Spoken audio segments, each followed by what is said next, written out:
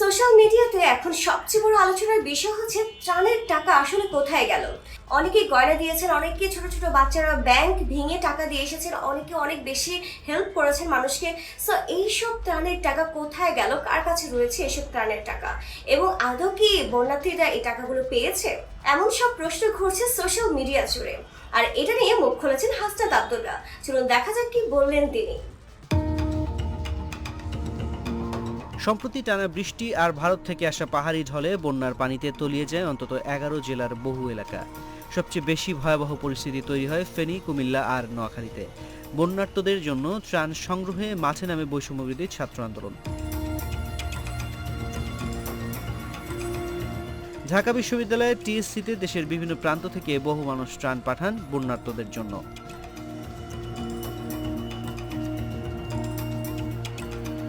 সেই ত্রাণের খরচের ব্যাপারে আরও তথ্য দিয়েছেন বৈষম্য বিরোধী ছাত্র আন্দোলনের সমন্বয়ক হাসনাত আব্দুল্লাহ। শনিবার ফেসবুক পোস্টে তিনি এভাবে লেখেন, গত 4 সেপ্টেম্বর প্রেস ব্রিফিংয়ের মাধ্যমে আমাদের টিএসসি ত্রাণ কর্মসূচির আয় ও ব্যয়ের হিসাব জানানো হয়েছিল। ব্যয় বাদে বাকি টাকা ঢাকা বিশ্ববিদ্যালয়ের জনতা ব্যাংক, সোনালী ব্যাংক শাখা, ইসলামী ব্যাংক ও মোবাইল ব্যাংকিংয়ে সংরক্ষিত রয়েছে। ঢাকা বিশ্ববিদ্যালয়ের একজন শিক্ষক, একজন নারী শিক্ষার্থী ও একজন ছাত্রের নামে বিশেষভাবে অ্যাকাউন্ট খোলা হয়েছে, যেখানে শুধু এই 3 জনের সম্মিলিত সিগনেচারের মাধ্যমে টাকা হস্তান্তর করা সম্ভব। তিনি আরও লেখেন, এখন পর্যন্ত ওই অ্যাকাউন্ট থেকে কোনো টাকা হস্তান্তর করা হয়নি।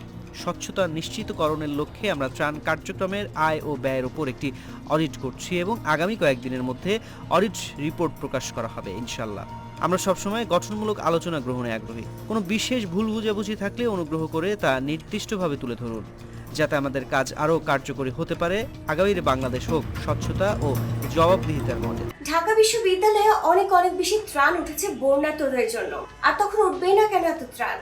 অনেক মানুষ ছিল বন্যার মধ্যে, অনেক কষ্টে তারা জীবনযাপন করছিল, আর এটা অনেকে সহ্য করতে না পেরে নিজের ঘরের টাকা দিয়ে এসেছে ত্রাণের কাছে, ত্রাণের ব্যক্তিদের কাছে যারা ত্রাণ তুলছেন। সেই সময় আমরা দেখেছি অনেক ছোট বাচ্চার ছবি, অনেক বন্যার ছবি ভাইরাল হয়ে গেছিল, আর এই জন্য অনেকেই বাসায় বসে থাকতে আর পারলেন না, ছুটে গেছেন ঢাকা বিশ্ববিদ্যালয়ে ত্রাণ দিতে।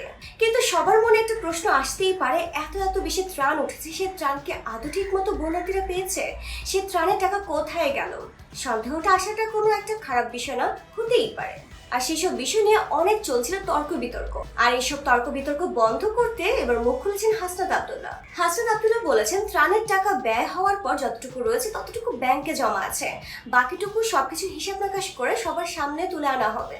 আশা করছি যারা ত্রাণের টাকা নিয়ে সন্দেহ প্রকাশ করেছিলেন তারা এখন একটু হলে আশ্বাস পেয়েছেন যে কি হয়েছে ত্রাণের টাকা নিয়ে। তো ডিয়ার ভিউয়ার্স, ত্রাণের টাকা এবং হাসনাত আব্দুল্লাহ সহ অন্যান্য সমন্বয়কদের নিয়ে আপনাদের কি মন্তব্য? অবশ্যই তা কমেন্টস করে জানাবেন, আর ভিডিওটি শেয়ার করতে একদমই ভুলবেন না।